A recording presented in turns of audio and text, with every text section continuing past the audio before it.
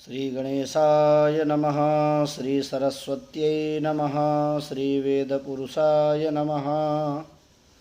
वसुदेवसुतं देवं कंसचाणूरमर्दनं देवकी परमानन्दं कृष्णं वन्दे जगद्गुरुं।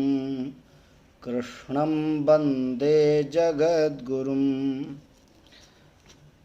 मैं आचार्य अवनीश कुमार तिवारी श्री धाम वृंदावन से प्रायः करके विद्यार्थियों के फ़ोन आते रहते हैं जो भागवत जी के अध्ययन करने वाले हैं। जो अध्ययन करने वाले विद्यार्थी हैं वो कहते रहते हैं कि महाराज जी भागवत जी को क्रमशः अन्वय व्याख्या के द्वारा पढ़ाया जाए।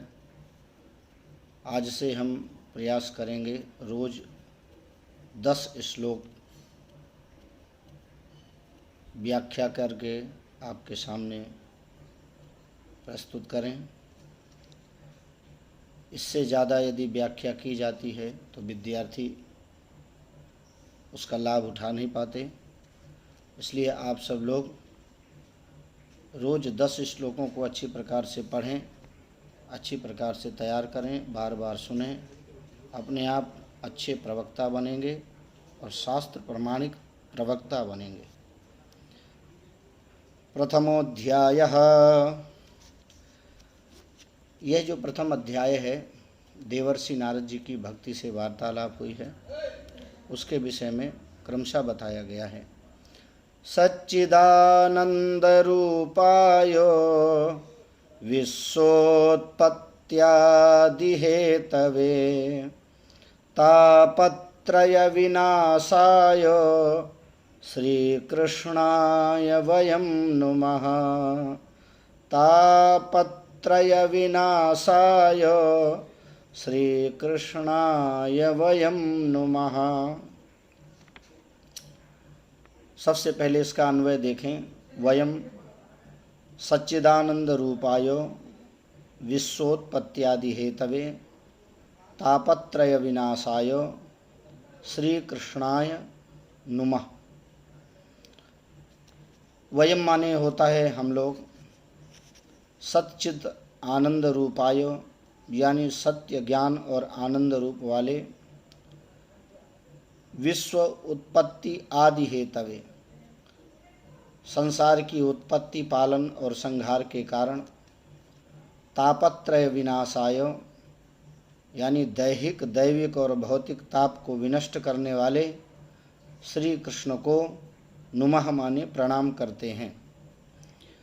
यानी हम लोग सत्य ज्ञान और आनंद स्वरूप संसार की उत्पत्ति पालन और संहार के कारण दैहिक दैविक और भौतिक तीनों तापों को विनष्ट करने वाले श्री कृष्ण को प्रणाम करते हैं। अब यहाँ पर आप एक प्रश्न कर सकते हैं कि श्री कृष्णाय वयम नुमः में यहाँ पे चतुर्थी क्यों हुई है, इसका अभिप्राय क्या है? तो श्री कृष्णाय श्री कृष्णम प्रसादयितुम, यहाँ पर तुमुन अर्थ में चतुर्थी हुई है। नुमः स्तुमः, नुस्तुतौ धातु है। स्तुतेरपि नमसो अंतर्गत्वात् तथात्वेन निर्देशः। नमः के योग में चतुर्थी होती है। स्तुति भी नमस्कार के अंतर्गत है, अतः कृष्णाय में चतुर्थी विभक्ति आई है। यं प्रव्रजन्तमनुपेतमपेतकृत्यं द्वैपायनो विरहकातराजुहाव। पुत्रेति तन्मयतया तरवोऽभिनेदुस् तं सर्वभूतहृदयं मुनिमानतोऽस्मि। विरह कातरः द्वैपायनः अतः अनुपेतम अपेतकृत्यम प्रव्रजन्तम यम मुनिम सुखम पुत्र इति आजुहावः तथा तन्मयतया तरवः अभिनेदुः सर्वभूत हृदयं तम मुनिम आनतः अस्मि। विरह कातरः पुत्र के वियोग से दुखित, द्वैपायनः महर्षि वेदव्यास, अनुपेतम यानी यज्ञोपवीत संस्कार से विहीन, अतः माने इसलिए, अपेत कृत्यम संध्या वंदन आदि वैदिक कर्मों के अनधिकारी,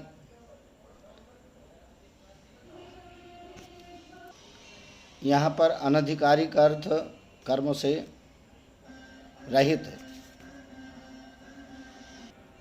प्रव्रजंतम संन्यास लेकर जाते हुए, घर परिवार छोड़कर जाते हुए, यम माने जिस, मुनिम माने मुनि सुखदेव को, पुत्र इति पुत्र पुत्र ऐसा कहकर आजुहाव पुकार रहे थे, तथा माने और, तन्मयतया सुखदेवमय होने के कारण, तरवह माने वृक्षों ने, अभिनेदु माने उत्तर दिया था, सर्वभूत हृदयम ब्रह्मरूप होने के कारण सारे प्राणियों के हृदय में स्थित, तम माने उन, मुनिम माने सुखदेव मुनि को, आनतः माने प्रणत, अस्मि माने हूँ।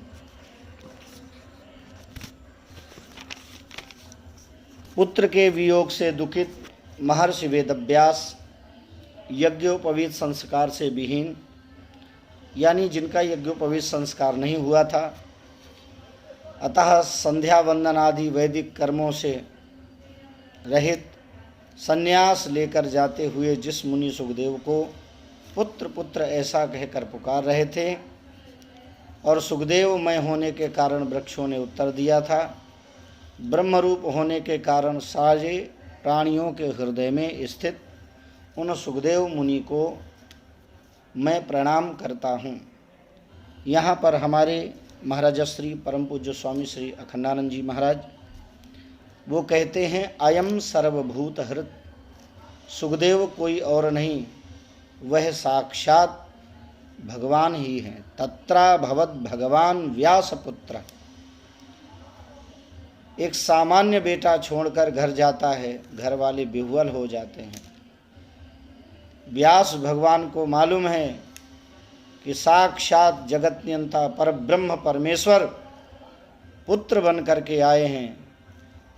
अब जब भगवान छोड़ करके जा रहे हों और फिर भी आँखों में आंसू न निकले तो उसका शरीर तो निष्ठुर हो सकता है, उसकी आँखें तो मोर पंख के समान हो सकती हैं।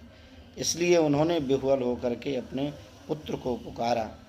अब श्लोक देखिए आप लोग, तीसरा, नैमिषे सूतमासीनम अभिवाद्य महामतिम कथामृतरसस्वाद कुशलः शौनको ब्रवीत्।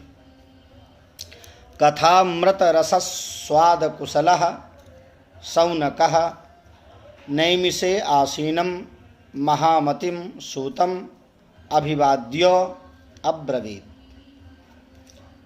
कथा अमृत रस आस्वाद कुशल, कथा रूपी अमृत के आस्वादन में प्रवीण शौनकः माने महर्षि शौनक ने, नैमिषे माने नैमिषारण्य में, आसीनम माने आसन पर विराजमान, महामतिम माने बुद्धिमान शिरोमणि, सूतम माने सूत जी को, अभिवाद्य माने प्रणाम करके, अब्रवीत कहा। अब क्या कहा, चौथे श्लोक से व्याख्या करेंगे। 10 मिनट का प्राय करके समय रखेंगे, हो सकता है किसी दिन ज़्यादा हो जाए। वृंदावन बिहारी लाल की जय।